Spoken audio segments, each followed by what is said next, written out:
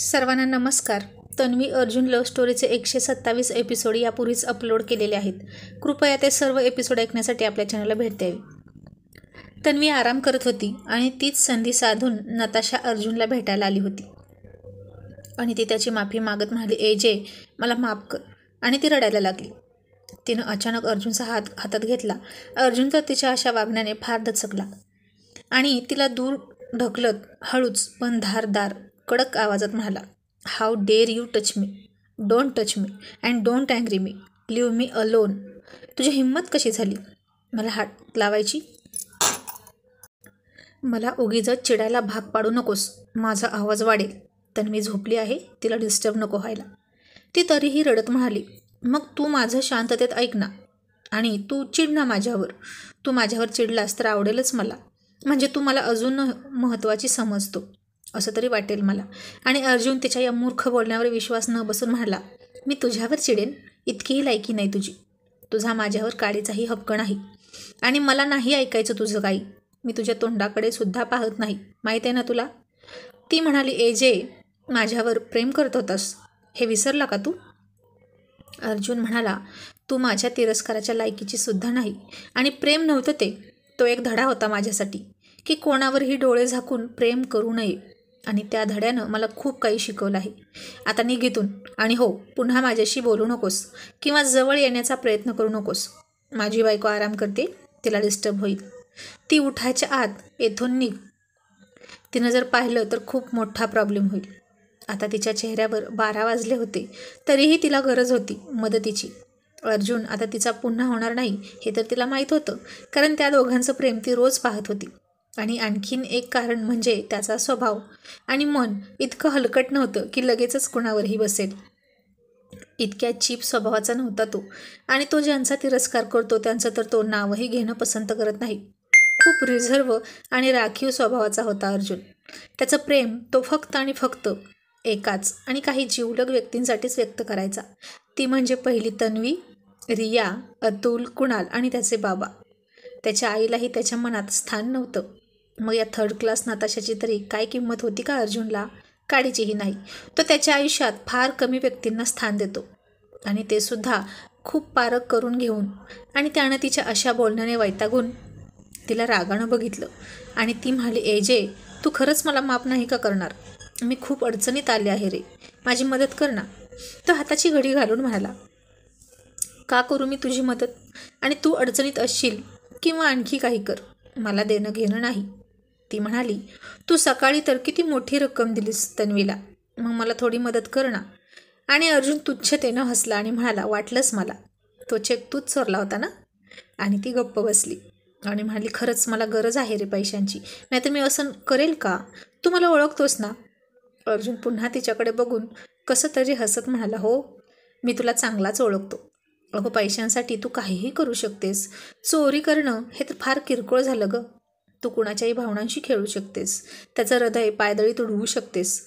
तुझ्या वयापेक्षा कितीतरी मोठ्या माणसांशी संबंधसुद्धा ठेवू शकतेस. तू पैशासाठी वाटेल ते करू शकतेस." आणि आता ती चांगलीच खजील झाली आणि म्हणाली, "ए कर ना मला मदत. मी खरंच अडचणीत आहे रे." अर्जुन म्हणाला, "मी तुला का मदत करायची? आणि मुळात ज्याला तू मदत मागतेस ना तो मी नाहीच. आता तुझ्यासमोर उभा आहे तो वेगळाच आहे. आणि जिला मी काल इतक्या विश्वासाने तो ब्लँक चेक दिला ना, ती माझी बायको आहे. माझं जे काही आहे ते सगळं तिचं आहे.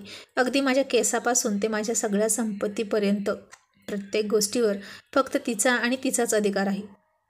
मी तिच्या शब्दाखातर कोणालाही 25 लाख दिले काय आणि 25 करोड दिले काय, मला वाईट वाटत नाही.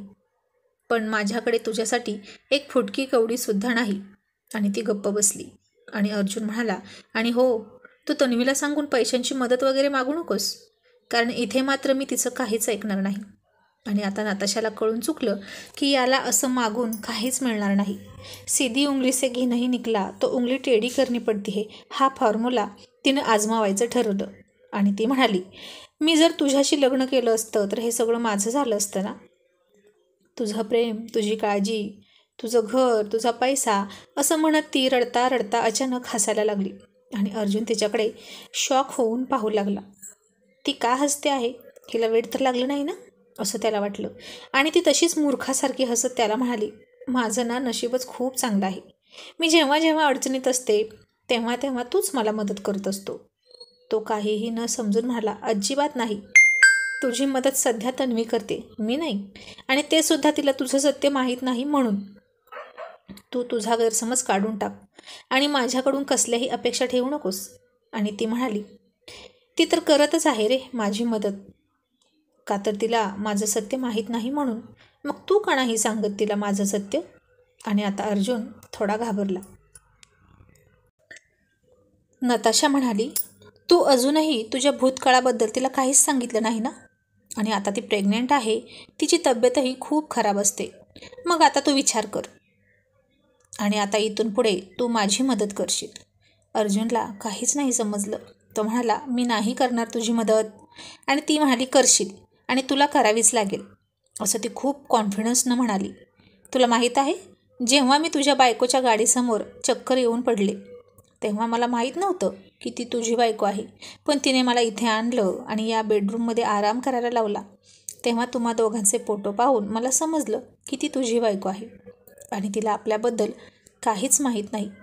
आणि आता तिला जर आपल्याबद्दल काही माहीत व्हायला नको असं तुला वाटत असेल तर तू मला मी सांगेल तेवढी रक्कम द्यायची. आता ती सरळ सरळ अर्जुनला ब्लॅकमेल करत होती. अर्जुनला तिचा राग आला, पण जास्त आश्चर्य नाही वाटलं, कारण ती तिची लायकी सोडणार नव्हती. शेवटी तिने तिचे रंग दाखवले होते.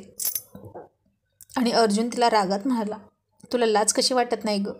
आणि तू मला अशी धमकी देऊ शकत नाहीस. ती म्हणाली, हो का, ठीक आहे. तुझी बायको गरोदर आहे, तिची तब्येत आधीच नाजूक आहे आणि त्यात तू तुझा भूतकाळ तिच्यापासून लपवलेला आहे. याचा अर्थ तू तिला फसवलंस. अर्जुन म्हणाला, मी तिला फसवलं नाही. ती म्हणाली, हो, पण खरंही सांगितलं नाहीस म्हणजे फसवलंसच. आणि गोष्टी लपवणे म्हणजेच फसवणूक झाली. हे तुझ्यासारख्या बिझनेसमनला कळलंच पाहिजे ना चांगलंच. मी आत्ता जाऊन तिला आपल्याबद्दल सगळं सांगते. आणि हे सगळं ऐकल्यावर तिला काही झालं तर, तिनं तुझ्याशी नातं तोडलं तर, खाणं पिणं बंद केलं तर, ती सतत दुःखी राहिली आणि रडत राहिली तर? आपल्या नवऱ्याने आपल्याला त्याचा भूतकाळ सांगितला नाही. तो आपल्या अगोदर कोणावर तरी खूप जीवापाड प्रेम करत होता. तिच्या प्रेमात वेडा झाला होता. हे सतत आठवून तिच्यावर आणि आपोआप या सगळ्यांचा तिच्या पोटातल्या बाळावर काय परिणाम होईल याचा जरा शांत डोक्याने विचार कर. तिला सगळं कळलं तर मग तिचं काय होईल ते होईल, आणि जे होईल त्याला तूच जबाबदार असशील. आणि तीही खूप रागीट आहे म्हणे. नोकर सांगत होते इथले की तुमची सतत भांडणं होत असतात. मग ती तुला माफ करेल का? कदाचित घर सोडूनही जाईल. आणि आता अर्जुन घाबरला. जर अशा अवस्थेत अशा प्रकारे तन्वीला सत्य समजलं तर ती काय गैरसमज करून घेईल काय माहीत. आधीच तिने माझ्या रागामुळे खूप काही सोसलं आहे. मी आधीच तिला सांगायला हवं होतं का? पण त्यानं नताशाला इतकं महत्त्व दिलेलं नव्हतं. अर्जुन म्हणतो ते खरं होतं. माणसाचा भूतकाळ आणि त्यानं केलेली पापं कधी ना कधी त्याच्यासमोर अशी संकट बनून येतच असतात. जसा आता अर्जुनचा भूतकाळ त्याच्यासमोर आला होता. आणि ती तन्वीच्या बेडकडे निघाली सुद्धा. तो म्हणाला, वेट. आता तिला वाटलं की अर्जुन तन्वीला दिला तसा लगेच चेक काढून देईल तिलासुद्धा. पण हा तिचा गैरसमज होता. अर्जुन सर होते ते. प्रत्येक पाऊल फुंकून फुंकूनच टाकणार होते ते. कदाचित तिनंही आधी असंच बऱ्याच जणांना ब्लॅकमेल केलं असेल आणि त्यांनी घाबरून लगेच पैसे दिले असतील. म्हणून ती इथे सुद्धा हाच खेळ खेळत होती. पण अर्जुन म्हणाला, तू मुलगी आहेस म्हणून मी तुझं ऐकून घेतलं.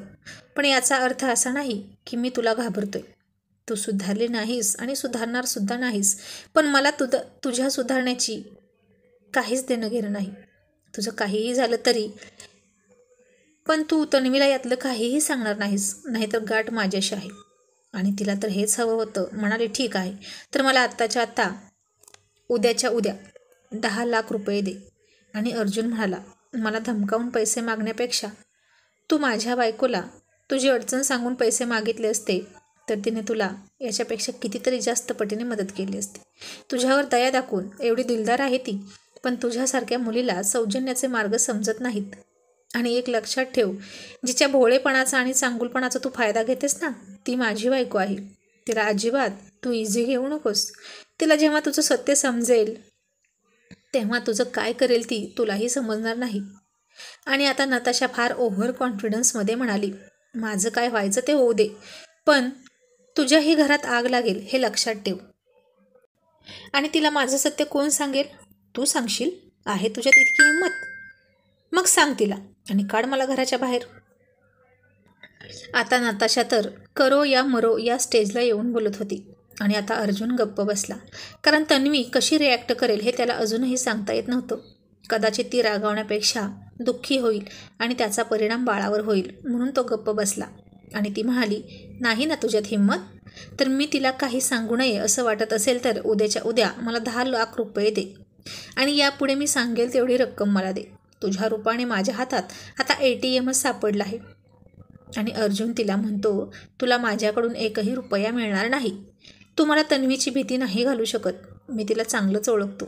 ती तुझ्या इतकी मूर्ख नक्कीच नाही. तिला माझ्यावर पूर्ण विश्वास आहे. नाव गेट लॉस्ट असं म्हणून अर्जुन स्वतःच तिथून निघून तन्वीकडे जातो. आणि इतक्यात त्याला तन्वी दिसली आणि तो घाबरला. ह्यानं काही ऐकलं तर नाही ना असं त्याला वाटलं. आणि तन्वी म्हणाली, अर्जुन, अरे नताशा तिच्या रूममध्ये नाही म्हणून मी खाली आले. तू तिला पाहिलं का? आणि इतक्यात नताशासुद्धा बाहेर आली आणि घाबरत म्हणाली, मी इथे आहे. पाणी प्यायला खाली आले होते. यांना काम करताना पाहिलं आणि सहज गप्पा मारत होते, बाकी काही नाही. आता नताशाचा चेहरासुद्धा घाबरला होता. आणि तन्वी म्हणाली, ओके चल आता जेवण करूया. अर्जुन म्हणाला, पण तू का खाली आलीस आणि कधी उठलीस तू? अर्जुन आता जरा टेन्शनमध्ये आलेला असतो, कारण नताशाने सरळ सरळ त्याला धमकी दिलेली असते. आता तिचा या घरात मुद्दाम येण्याचा हेतू काय आहे हे तर त्याला कळलं होतं. ती मुद्दाम इथे आली नव्हती, पण आता ती आलीच होती म्हणून ती त्याला ब्लॅकमेल करत होती. तन्वीने अर्जुनचा टेन्स चेहरा पाहिला आणि तिलासुद्धा त्याची काळजी वाटायला लागली. अर्जुन, काही टेन्शन आहे का? नाही ग बेबी, चल असं म्हणून त्यानं मेडला त्या दोघांसाठी त्यांच्या बेडरूममध्येच डिनर मागवला. त्याला आता नताशासोबत बसून जेवायची सुद्धा इच्छा नव्हती. तन्वी म्हणाली, अर्जुन खाली जेवूया. तनू बेबी, अगं तिथंही आपण दोघंच आणि इथंही दोघंच, आणि कालसुद्धा डिनर स्पॉईल झाला ना आपला. मग तू सारखी खालीवर करू नकोस, तुला त्रास होतो ना. आणि आज आपण कॅन्डल लाईट डिनर एन्जॉय करू, ओके? असं म्हणून त्यानं 4 मेणबत्त्या लगेच लावल्या आणि तन्वीसुद्धा खुश झाली.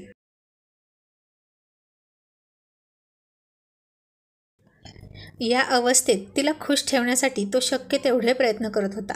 त्यामुळे ती दुःखी व्हावी त्याचा भूतकाळ समजून असं त्याला वाटत नव्हतं. मग दोघांनीही छान एकमेकांच्या डोळ्यात डोळे घालूनच डिनर केला. त्यानं मेडला तिचं दूध वर आणायला सांगितलं आणि नताशा सोडून तिच्या रूममध्ये जेवण करते. तिला खरंच पैशांची खूप गरज असते, कारण तिनं खूप कर्ज करून ठेवलं होतं आई अशी करण्यासाठी. आणि ते सगळे देणेकरी आता तिच्या मागावर होते. आता असल्या लफड्यात फसल्यावर सहजासहजी तर वसुली होतच नसते. गुंड तिच्या पाठीमागे लागले होते आणि ती त्यांच्यापासून लपून बसली होती. तन्वीसमोर ती भोळा आणत होती, पण तिचा मूळ स्वभाव वर डोकं काढत होता. जेव्हा तिने अर्जुनचा फोटो पाहिला आणि तेव्हा तिला एक संधी मिळाली होती. असं वाटलं पैसे वसूल करण्याची.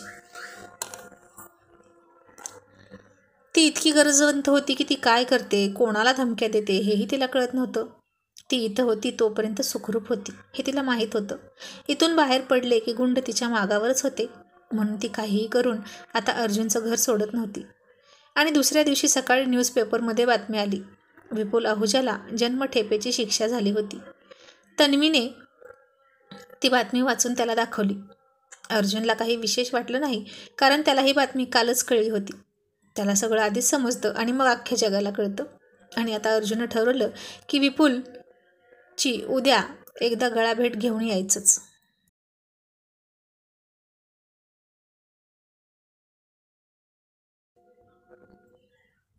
आता नताशासुद्धा तिथंच बसली होती नाश्ता करत, पण अर्जुन तिच्याकडे डुंकूनही पाहत नव्हता. त्यानं तन्वीला फळं चारली. दोघांचाही नाश्ता झाला आणि नताशा तिथे आहे की नाही हे न बघताच तन्वीला कपाळावर किस केला त्यानं आणि नेहमीप्रमाणे तो निघाला. इतक्यात नताशासुद्धा उठली, घाईघाईत बाहेर निघाली. कदाचित तिला पुन्हा अर्जुनला आठवण करून द्यायची असेल पैशाची. आणि ती एका स्टूलपाशी अडखळून खूप जोरात पडली. तिच्या पायाला खूप लागलं. ती रडू लागली. तन्वीसुद्धा उठली आणि म्हणाली, अगं काय झालं, खूप लागलं का? नताशा रडत म्हणाली, हो ना, खूप दुखते. आता अर्जुनही थांबला होता तिची नाटकं बघत.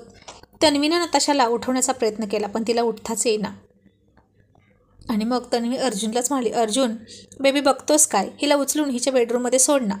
आणि अर्जुन खूप आश्चर्याने तिला म्हणाला, व्हॉट तनू, तू काय बोलतेस कळते का तुला? तन्वी म्हणाली, अरे काय झालं, तिला लागलं आहे की नाही, मग सोड ना तिला आत. अर्जुन चिडून पण संयम ठेवत म्हणाला, नो तनू, मी हे करणार नाही, तू नोकरांना सांग. अर्जुन, अरे असं वागतात का, तुला ना मनच नाही. आता तन्वी जरा चिडून बोलत होती आणि अर्जुन थोडा नाराज झाला. त्याची अजिबात इच्छा नव्हती तिला हात लावायची. आता नताशासुद्धा आणखीन वाईट तोंड करून विवळत होती. मग तन्वी म्हणाली, अर्जुन तू माझं ऐकणार आहेस की नाही? आता जास्त चिडणंसुद्धा तन्वीसाठी चांगलं नव्हतं, म्हणून अर्जुननं बॅग खाली ठेवली आणि फार नाईलाजाने तिला उचलली आणि तिने त्याच्या गळ्यात दोन्ही हात टाकले आणि गालात कसं तरी हसली. अर्जुन तिच्याकडे अजिबात बघत नव्हता. त्यानं तिला तिच्या रूममध्ये जाऊन बेडवर ठेवली आणि ती त्याचा हात धरून म्हणाली, एजे थँक्यू. तो म्हणाला, मी हे तुझ्यासाठी नाही, तन्वीनं सांगितलं म्हणून मी हे केलं. ते काहीही असू दे, पण तू माझ्याजवळ आलास ना, मग झालं तर. पण 10 लाख कुठे आहेत? तो म्हणाला, मिळणार नाहीत. ती रागात म्हणाली, ओके, मग लक्षात ठेव, आज मी जशी पडले तशी तुझी बायकोसुद्धा पडू शकते जिन्यावरून. आणि हे ऐकून अर्जुनने तिच्याकडे फार रागात पाहिलं. ती म्हणाली, तुला तुझी बायको आणि बाळ सुखरूप राहावं असं वाटत असेल तर मला पैसे दे. आणि अर्जुन खूप घाबरला. खरंच नताशा फार विचित्र होती. ती तन्वी आणि त्याच्या बाळाला काही करणार तर नाही ना, अशी भीती त्याला वाटू लागली.